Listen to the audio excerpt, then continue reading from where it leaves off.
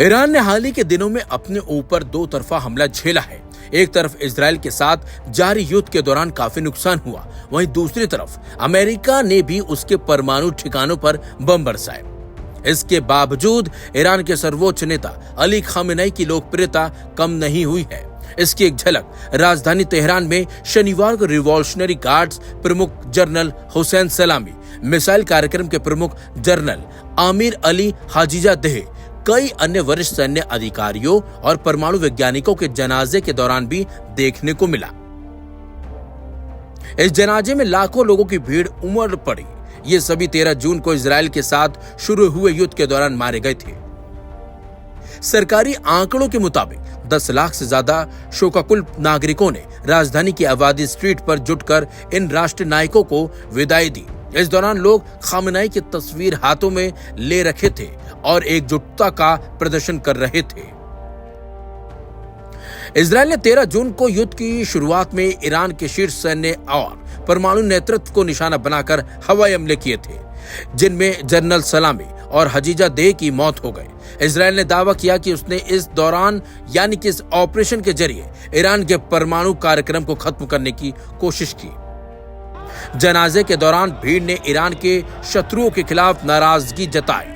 लोग ईरानी ध्वज लहराते हुए और नारे लगाते हुए आगे बढ़ते दिखे। इस दौरान अमेरिका इजराइल मुर्दाबाद के नारे लगाए गए। Aim right, achieve big. At KR Mangalam University, we provide you the platform to turn your dreams into reality. At KR Mangalam University.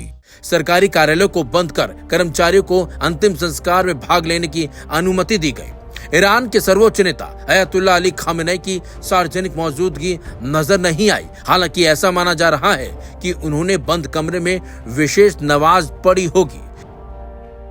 ईरानी विदेश मंत्री अब्बास अरागची, कुद्दस फोर्स प्रमुख जनरल इस्माइल कानी और वरिष्ठ सलाहकार जनरल अली शाम खानी जैसे कई शीर्ष अधिकारी अंतिम संस्कार में शामिल हुए।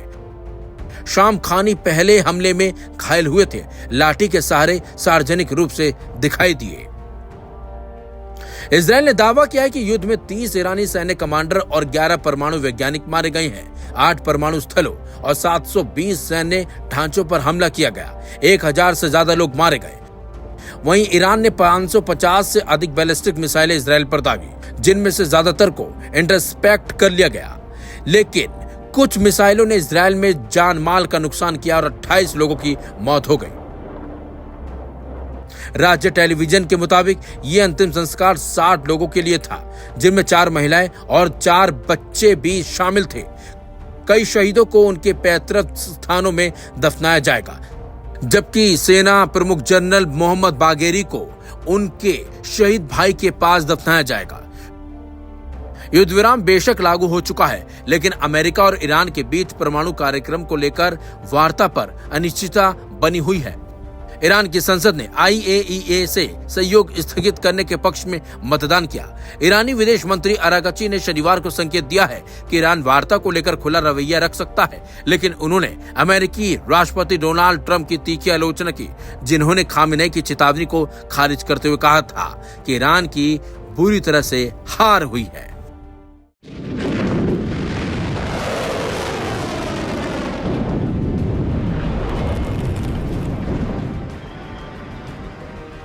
ईरान और इजराइल के बीच बेशक युद्ध खत्म हो गया हो, लेकिन दोनों ही देशों के बीच दुश्मनी कम नहीं हुई।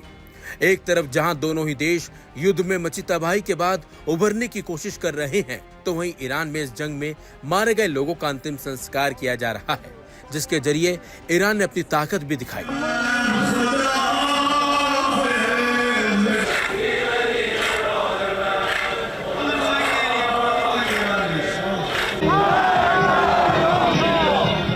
लेकिन ईरान में मुख्य लीडरों और वैज्ञानिकों के जनाजे में कुछ ऐसी भी तस्वीरें देखने को मिली हैं, जिन्होंने इजरायली सेना, अमेरिकी सेना और नेतन्याहू के साथ साथ ट्रंप की भी नींद उड़ा दी है।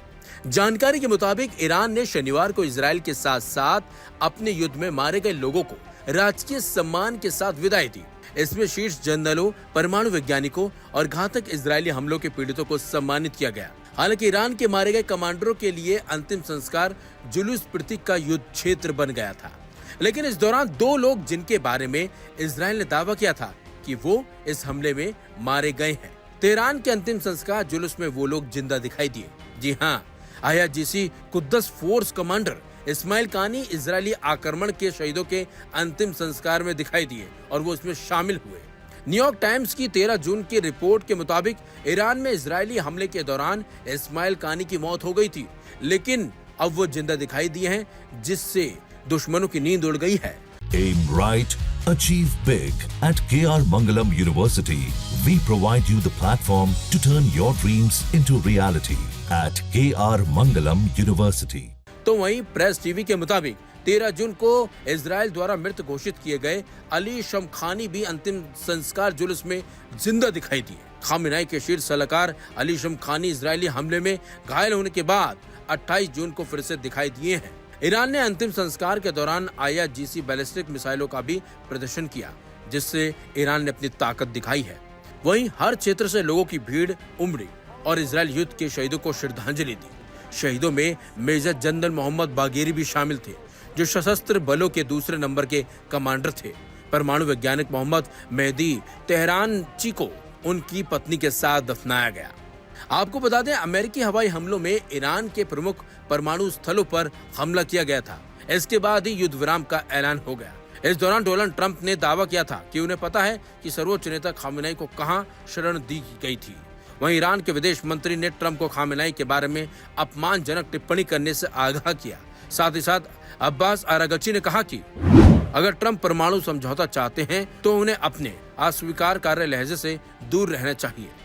आपको बता दें, ईरान इजराइल के बीच चले युद्ध में 600 से ज्यादा लोगों की मौत हो गई, जबकि हजारों लोग घायल हो गए। इस युद्ध में भयंकर तबाही दोनों ही देशों में मची है और दोनों ही देशों में लोगों ने अपनी जान से हाथ धोया है, क्योंकि इस युद्ध में सबसे ज्यादा नुकसान आम लोगों को ही हुआ है।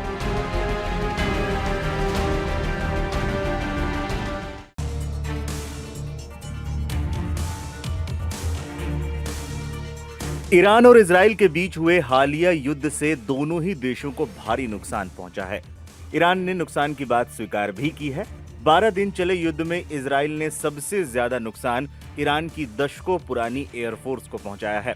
इजरायली लड़ाकू विमानों ने चुन चुन कर ईरानी लड़ाकू विमानों को खत्म कर दिया। इजराइल ने इसके साथ ही ईरान के एयर डिफेंस सिस्टम और रडार सिस्टम को भी तबाह कर दिया।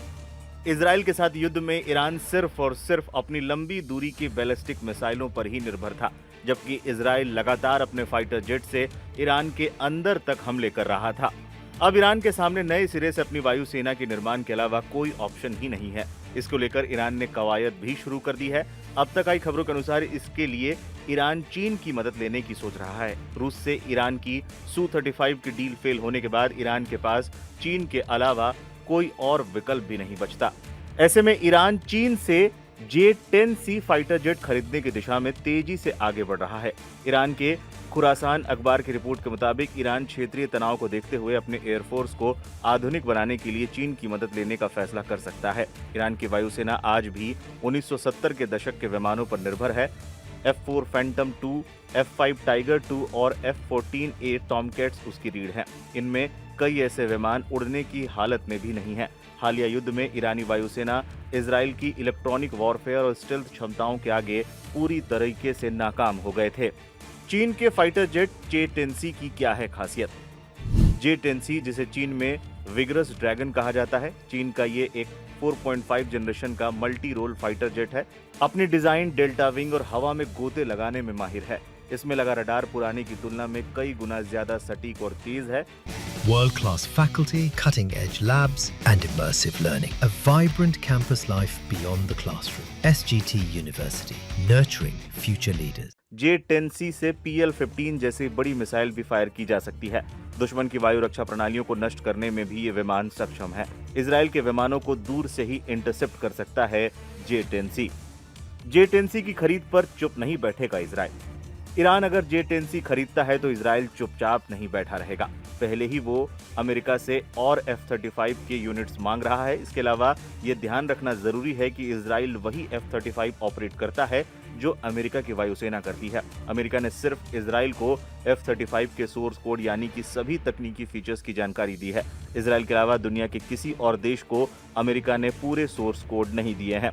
एक्सपर्ट्स का भी मानना है कि F-35 के सामने J-10C की कोई औकात नहीं है। चीन का ये फाइटर जेट युद्ध के मैदान पर बहुत कम ही टेस्ट हुआ है। वहीं F-35 का इस्तेमाल अमेरिका के साथ साथ इजराइल ने भी सफलतापूर्वक कई युद्धों में किया है। ऐसे में चीन के इस फाइटर जेट से ईरान को कितना फायदा होगा ये तो वक्त बताएगा, लेकिन ये भी सच है कि ईरान के पास कोई ऑप्शन भी नहीं है।